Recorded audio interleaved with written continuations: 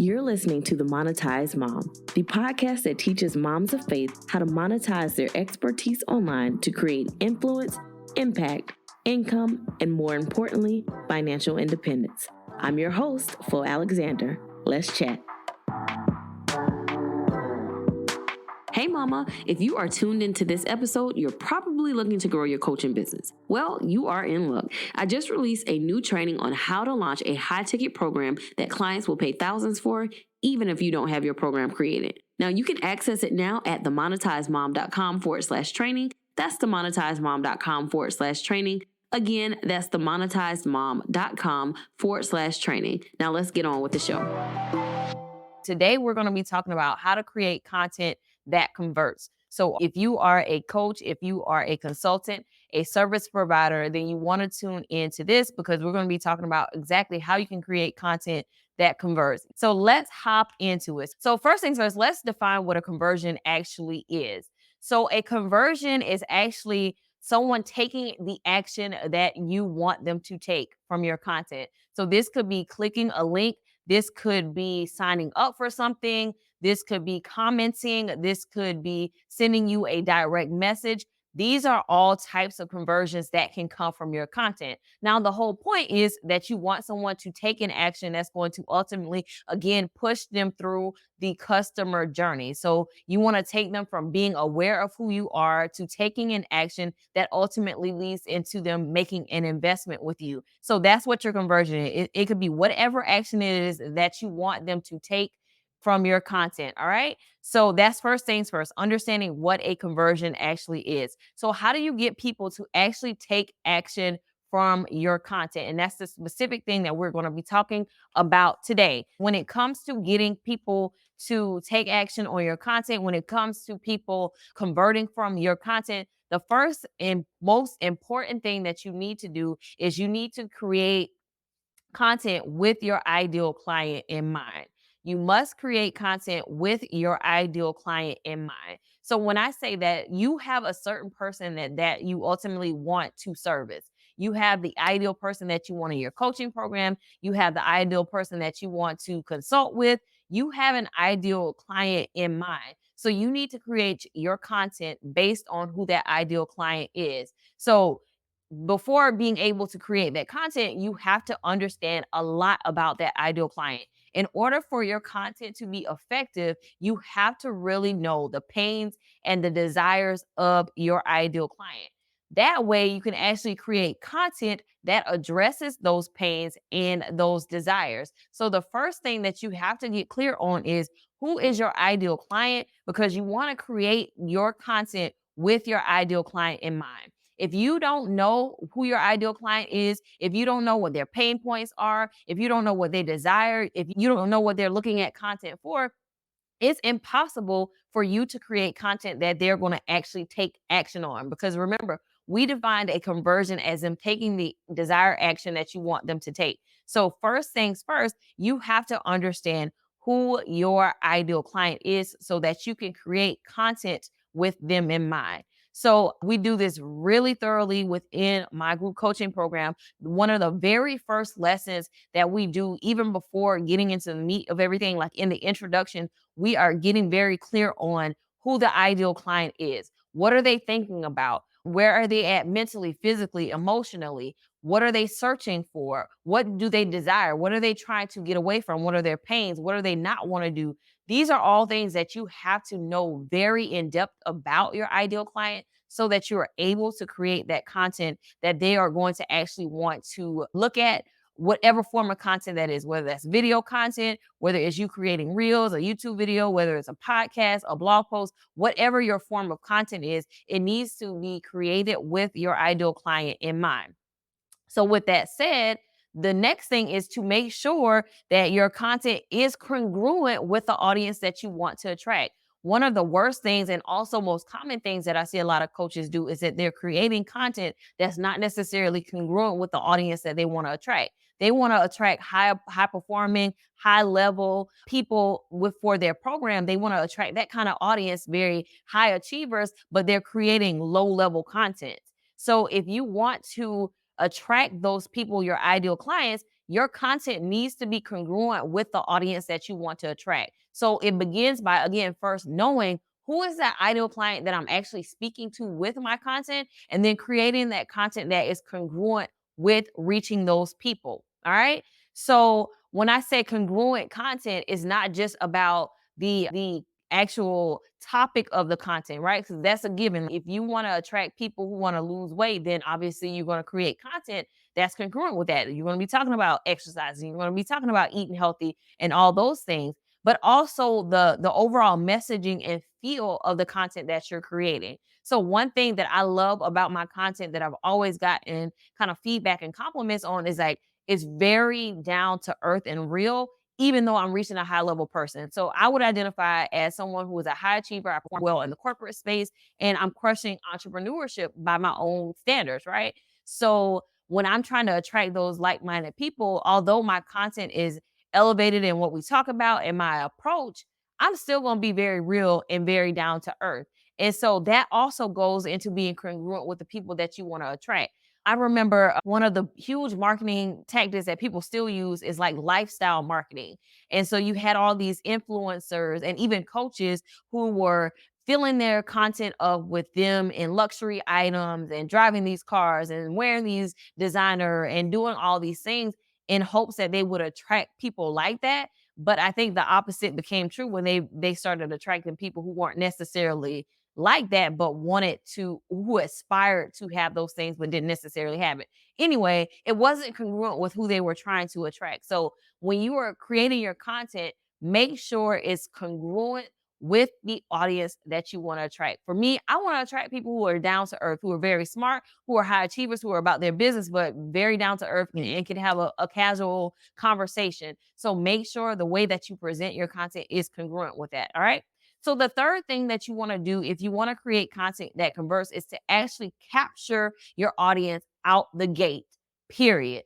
You have to stop the scroll. Your content is in a sea of other content that's floating around the internet. So if you want people to convert, first things first, you got to capture their attention to begin with. Like they have to like see your stuff first. And the only way that they can do that is if you stop the scroll. And that happens with your imagery. If you're using video or image, it happens with the words that you use. All of that matters if you want your content to convert, because first things first, people actually have to see and engage with your content. So you want to captivate them out the gate. So one thing that I teach my clients is when you're writing like captions, or even when you're creating a video, you got to have a hook out the gate. Like you need something that's going to hook them in, that's going to shake them up from the mundane scroll that they've been doing or reading, whatever they've been doing. You need something that's going to hook them in. So you have to have a captivating hook that's going to draw their attention, or a captivating image that's going to draw their attention, or a captivating video still that's going to make them want to actually engage with your content so that they can ultimately convert. So you got to captivate them out the gate. And the first way that you do that is actually by having an engaging hook. Now, this obviously comes with practice. I have literally, when people ask me, how did you get good at writing? How did you get good at writing ad copy and all these different things? It's because I've been writing literally every single week for the past over a decade, right? So it comes with practice over time, but you have to understand, if you want people to convert, you got to first stop the scroll by having something that's going to captivate them through the imagery, but also through the content as far as your text or the words that you're using. So you have to start it off with a hook.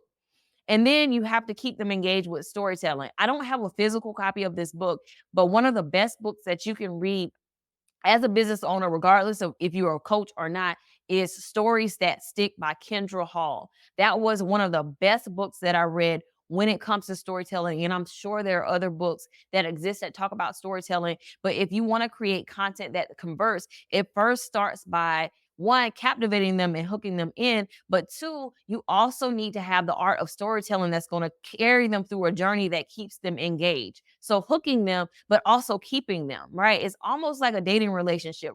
When someone, you might be initially attracted to someone, you may start dating, but at the end of the day, they got to do stuff to keep you engaged in that relationship. They got to be more than just attractive. Like they got to have some substance. They got to have some intrigue. There has to be some things, mysteriousness about them, something, not like shadiness, but there has to be something about them that keeps you throughout that time. So what the same thing is true when it comes to your content. You have to understand storytelling. Storytelling is what sells. Storytelling is what brings people together. So learn the art of storytelling. And if you don't do anything else, you definitely want to check out that book, Stories That Stick by Kendra Hall, because that is a powerful book on helping you understand the art of storytelling and how you can leverage that in your business, but not only your business, but in life. If you are excellent at storytelling, then this allows you to be great at building relationships that can be mutually beneficial over your life. So first, the third thing is captivating them out of the hook, and you need out of the gate, and you need to have a hook that's going to draw them in and stop the scroll. And then you need to keep them engaged with good storytelling. Okay.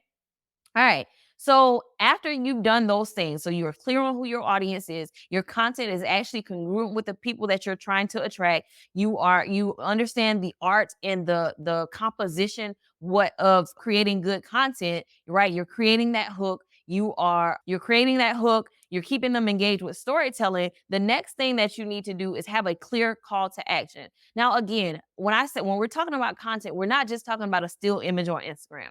We're not just talking about a reel. We're talking also about long form content. We're talking about ad content that you're using in ads. So ad copy and ad creatives. These are all forms of content that you're going to use to get your audience to convert. But within that context, no matter what the content medium is, you need to have a clear call to action. So the one thing that you have to understand is you actually have to tell people what to do. If you want them to take action, you need to be clear about what you need them to do. So you need to have a clear call to action. So when it comes to a video, right, you may have a call to action mid-roll. One example I'll use on my YouTube for Mama and Money, which is my personal finance and education and coaching business. On those YouTube videos, I will say, hey, comment below this. Comment below that. I'm getting them to engage and I'm getting them to take an action. That is a conversion. Them commenting is them taking an action on the content that I am presenting. Or I might say, hey, click the link in the description and I can check the number of people who've done it. So you're telling them exactly what to do. So when you're creating your content, you need to have a clear call to action. DM me, comment this below, click this link, do this. You have to have a clear call to action that's telling people what to do and not confusing them. Give them clear instructions on what they need to do in order to get whatever result or whatever promise that you are giving them. So captivating them, keeping them engaged, but also giving them a very clear call to action. All right. So the next thing after having a clear call to action, one of the most important things that you have to do if you want to create content that converts is to actually be consistent. And I know this is probably one of the hardest things that a lot of my clients and a lot of people in my audience experience is this problem with consistency, but you have to be consistent. Now, when I say consistent, I don't mean that you need to be going live every day or posting 10 times a day or being on social media for hours and on end. I work with moms. It's not realistic for us. We got other stuff that we got to worry about. And the majority of my moms, all of my moms actually within my program are in the corporate space. So they got full-time jobs they got to work. So no one has time to be on social media every day, but that does not mean that you cannot be consistent. Consistency looks like you showing up the same time every week so people can depend on you to be there. If I'm telling y'all I'm going live every Thursday at 11:30, that is consistency. I didn't say I was going live every day. I didn't say I was posting 10 times a day. I just said I'm making a commitment to showing up this time every week and I'm going to do it. Period. You have to be consistent. Why is consistency important? One, it builds the muscle because you need consistency within a business if you want to see consistent income, first things first. Secondly, what it does for your audience is it says, this person is not a fly by night. This person is not someone who's going to take my money and run and I'm never going to see them again. This person isn't going to have the last post 2022, 2020, 21. And shame on me, because if I go back to my Mama and Money Instagram account, it probably says that. Nonetheless, we're going to get them YouTube videos every week, okay? And those blog posts. But nonetheless, it is being consistent and showing people that, hey, this person is going to show up. This person is going to be consistent. I can trust this person. And we know that having trust is one of those key elements for people investing in you. Can I trust you with my money? But first, show me with, can I trust you by showing up? Are you even still like, the worst thing I see is people who are coaches and they are active coaches, but they are inactive on social medias, because the first place that people are going to go is going to be social media, probably Instagram, to check you out. And if your last post was in 2021, how do I know you still coaching? How do I know these links are even still valid? Like, how do I know? No one knows unless you're consistent, and that consistency builds the trust, which is going to be the foundation for people ultimately investing in you and what you have to offer. Okay. So, first things first, you want to make sure that you are creating content with your ideal client in mind. That means you know exactly who it is that you want to attract to your content and that you want to take action, right? So, this is knowing their pains, knowing their desires. Where are they currently at? Where do they want to be? Where are they mentally, physically, emotionally? What are the things that they're having challenges with and issues with? And then create content that has them in mind. Like, I'm creating content that has you in mind. You want help with your content. You want to know how to create content. So I'm creating content with you in mind. I'm not creating content that I just want to do. I'm creating content that's going to be helpful for you. So do the same thing for your ideal clients. Then you want to create content that's congruent with the people that you want to attract. So the last thing you want is people coming to your platforms and they're not your ideal clients, right? So you want to create content that's congruent with the people that you want to attract, and that goes into your messaging. So how you say things, the things that you say, how your overall imagery looks, right? What does your content actually look like? Are you trying to attract high-end people, but your stuff look like a kindergartner did it? Like, it has to be congruent with the people that you're trying to attract. All right. Then you want to captivate them out of the gate, meaning you have a hook that's going to stop the scroll. Having a hook is the things that you say, the first words that come out of your mouth, the first sentence within your copy. And it also goes into capturing them, also goes into the imagery. What is something that's going to stop the scroll, their endless, mindless scroll that's happening in a sea of content? You need to have something that's going to stand out and get their attention. And then you also want to keep them engaged with your content. If you want them to take action, it needs to be valuable first and foremost. Let's talk about that. Like, the content needs to be valuable, whether it's entertainment content or it's educational, it needs to be valuable content. But nonetheless, you need to keep them engaged. And a part of that is having valuable content, but also storytelling. You have to master the art of storytelling. And the book that I recommend that you guys read is Stories That Stick by Kendra Hall. It's an incredible book. I actually got it through my library on the audio version. I need to buy the physical version because I like to reference it. But you want to check that book out, Stories That Stick by Kendra Hall, because you have to master the art of storytelling if you want to keep people engaged. Then you want to have a clear call to action. Have a clear call to action. Tell people what they got to do. It's clear, it's simple. So you want to have a call to action if you want people to convert. So again, a conversion is clicking the link, commenting, DMing, signing up, whatever it is, the action that you want them to take. You have to be very clear on that and very concise on what you want them to do. And then consistency is going to be the thing that builds trust with people. And consistency doesn't mean quantity as much as it means just showing up. Do what you say you're going to do. If you say you're going to go live and go consistent. Have a pattern that people can depend on. As a mom, that is the one most important thing that you can do. Like, for me as a mom, and a lot of my audience is moms, right? Consistency. Your kids need consistency. They need to know, I'm waking up at this time every day. I'm going to do this. I'm going to do that. And they have consistency. You are able to build trust that way. People can trust you that way because they know you're going to show up and not be a fly by night. All right. So that's how you create content that converts. Knowing your ideal audience, creating that content that's congruent to them, captivating them out of the gate, a clear call to action, and then being consistent. As always, I hope that you found this episode helpful. If you did, don't forget to subscribe, share, and leave a review. And with that, I'll talk to you in the next episode.